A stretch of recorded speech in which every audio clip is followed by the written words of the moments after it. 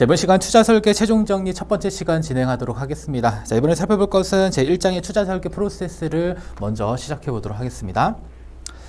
자, 일단은 투자 설계 프로세스는 일단은 6단계 프로세스 과정에 대한 부분들 여러분들 순서 암기해 주셔야 되고요. 자, 그 다음에 그 안에 세부 내용에 대해서 먼저 잘 파악을 해 주시면 되겠습니다. 자, 일단은 1단계 고객과의 관계 정립 단계에서는 그냥 신뢰를 쌓는 단계다라고 보시면 되겠습니다. 그래서 재무설계사 정보 제공할 필요 있고요. 그 다음에 고객의 니즈 충족 가능한지 여부 점검해야 되고, 그 다음에 고객과 업무 수행 범위에 대해서 결정을 하는 과정이다. 그래서 일반적으로 재무설계 프로세스와 동일하다라고 보시면 되겠고요. 자, 그 다음에 2단계 보시면 투자 설계 관련 정보 수집한다라고 보시면 되겠습니다. 그래서 정량적 정보라고 하는 것은 재무적 정보 의미하고요. 그 다음에 자, 정성적 정보라고 하는 것은 비재무적 정보에 대한 수집을 한다라고 보시면 되겠고, 그 다음에 고객의 재무 목표도 수집하는 단계가 되겠습니다. 그 다음에 3단계에서는 투자 설계를 위한 분석 및 평가다라고 보시면 돼요. 그래서 언제까지 투자할 것인지 투자 기간을 파악을 하셔야 되겠고, 그 다음에 고객이 보유하고 있는 위험 수용 성향과 위험 수용 능력에 대한 부분들 분석을 해야 됩니다. 또한 목표 수익률 계산한데, 자, 목표 수익률이라고 하는 것은 재무 목표를 달성하는 데 필요한 수익률이다라고 보시면 되겠습니다. 자, 그리고 나서 4단계에서는 자, 제안서를 작성하고 그 다음에 제시를 해야 되는데요. 자, 일단은 4단계에서 가장 중요한 것은 포트폴리오를 구성한다라고 해서 자산 배분이 가장 중요하다라고 보시면 되겠고요. 자, 그 다음에 투자 지침서를 작성하고 그 다음에 투자 설계 제안서를 제시한다라고 보시면 되겠습니다.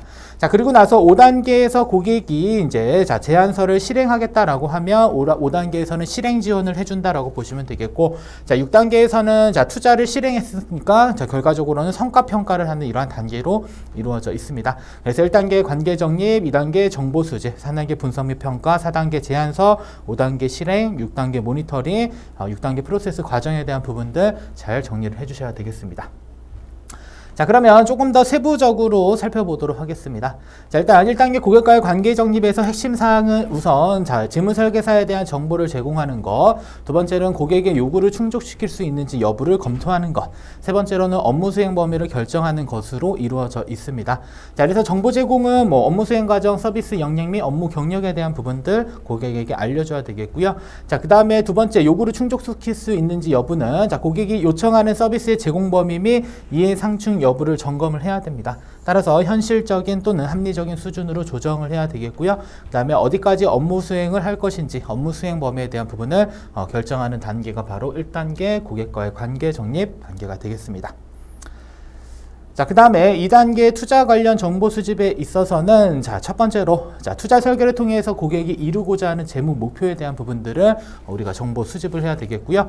자, 그 다음에 재무 목표 간에는 우선순위를 반드시 설정해야 될 필요가 있습니다. 그래서 목표 달성 시점과 경제적 여유 및 고객의 심리 등을 모두 다 고려해 볼 필요가 있다. 이렇게 보시면 되겠고요. 그 다음에 업무 수행 범위와 관련된 정량적, 재무적인 정보와 비재무적인 정보를 수집하고, 그 다음에 위험 수용 성향 및 위험 수용 능력을 분석합니다. 그래서 위험 수용 성향이라고 하는 것은 고객이 투자를 함에 있어서 가지고 있는 여러 가지 성향들이 있어요. 그래서 매우 안정형도 있을 수 있고, 그 다음에 안정, 그 다음에 중립, 그 다음에 공격, 그 다음에 매우 공격형. 자, 이런 형식으로 이제 투자 위험 수용 성향을 분석하기도 합니다. 또한 위험 수용 능력이라고 하는 것은 자, 내가 투자를 했는데 자산이 하락하더라도 재무 목표를 지킬 수 있는 그러한 능력을 의미한다라고 보시면 되겠고, 그 다음에 마지막으로 목표 수익률이라고 하는 것은 다시 설명해 드리면 고객이 자, 목표를 달성하기 위해서 자, 금융상품에 필요한 수익률을 우리는 목표 수익률이라고 합니다.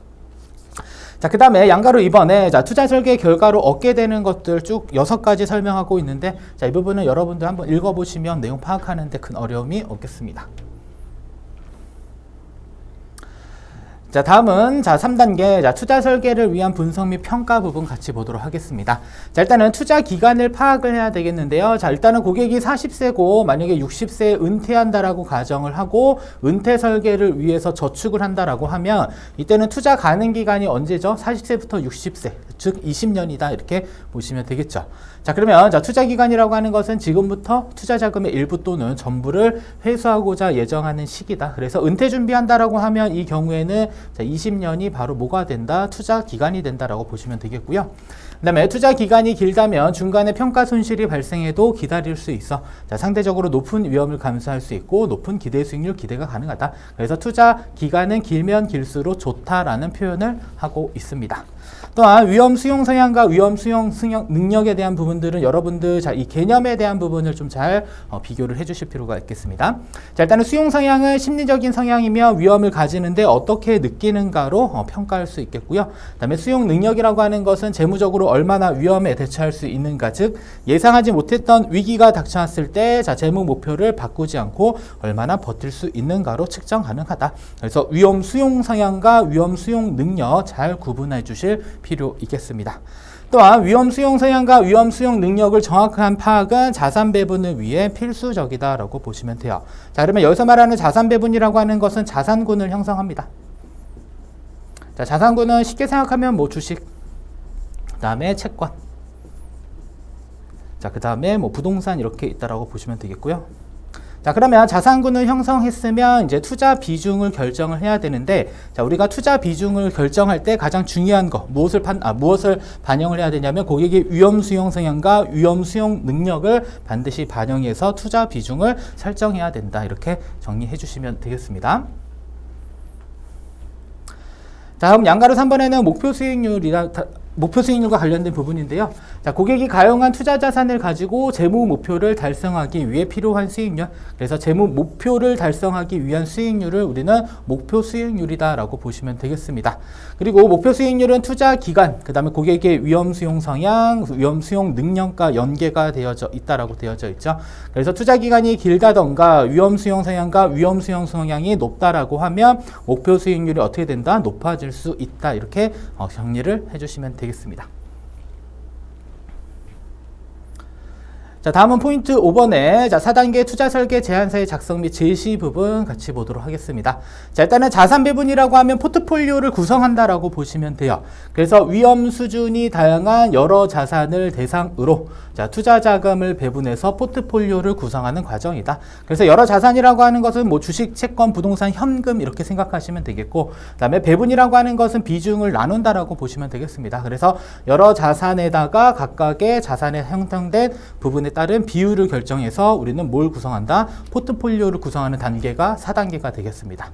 따라서 각 자산에 대한 투자 비중을 결정하고 그 비중 안에서 어느 자산군에 얼마를 투자할 것인지를 결정한다. 그래서 자산은 뭐 주식, 채권, 부동산, 연금, 대체 투자 상품 등이 있습니다.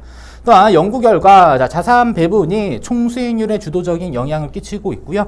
자, 우리가 증권을 선택하거나 시장을 예측하는 그 영향력이 아주 작다라고 되어져 있죠. 그래서 결국 가장 중요한 것은 자, 투자에 있어서는 자산 배분을 잘 하는 것이 자, 증권 선택이나 시장 예측하는 것보다 훨씬 더 중요하다라고 정리를 할 수 있겠습니다. 자, 다음에 양가로 이번에는 자, 투자 지침서라고 하는 것을 작성을 합니다. 그래서 투자에 대한 목표, 그 다음에 이 목표를 달성하기 위해서 고객과 재무설계사가 함께 지켜야 할 규칙을 모한 거, 문서화한 것이다라고 보시면 되겠고요. 자, 재무설계사에 있어서는 자, 불확실한 시장 상황에서도 자, 고객에게 투자 결정이나 상품을 소개해 줄 수 있도록 도와주는 역할. 그래서 우리가 투자를 함에 있어서 가이드라인을 제시하는 것을 그냥 투자 지침서라고 보시면 되겠고요. 그 다음에 투자 지침서에 포함되는 정보들은 시험에 자주 등장하는 내용들이니까 반드시 별표치고 꼭 정리를 해주실 필요가 있겠습니다. 아셨죠? 투자 지침서에 포함되는 정보는 시험에 자주 등장하는 부분이 되겠습니다. 자, 그리고 나서 이제 투자 설계 제안서를 작성을 해야 되겠죠. 그래서 핵심 사항은 자, 여러 가지 상품 중에 한 3개에서 5개 상품을 선정해 가지고 자, 고객에게 선택하도록 한다. 자, 근데 문장을 바꿀 수가 있어요. 뭐 한 개의 상품만을 선정해서 고객에게 제시해야 된다라고 하면 문장 틀리니까요. 반드시 여러 개의 상품을 선정해서 고객에게 선택하도록 해야 된다라는 문장을 꼭 기억을 해 주시면 되겠습니다.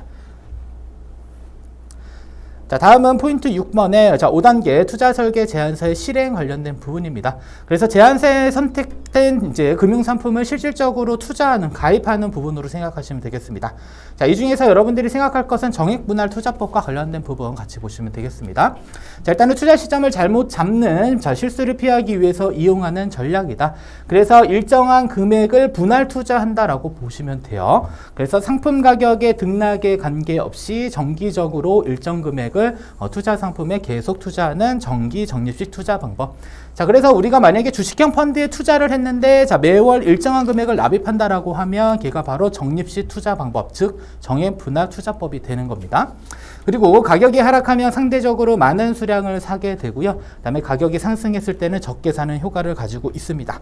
자, 그래서 한 5개월 정도 투자했다라고 가정을 하고요. 자, 매월 100만 원씩 투자를 합니다.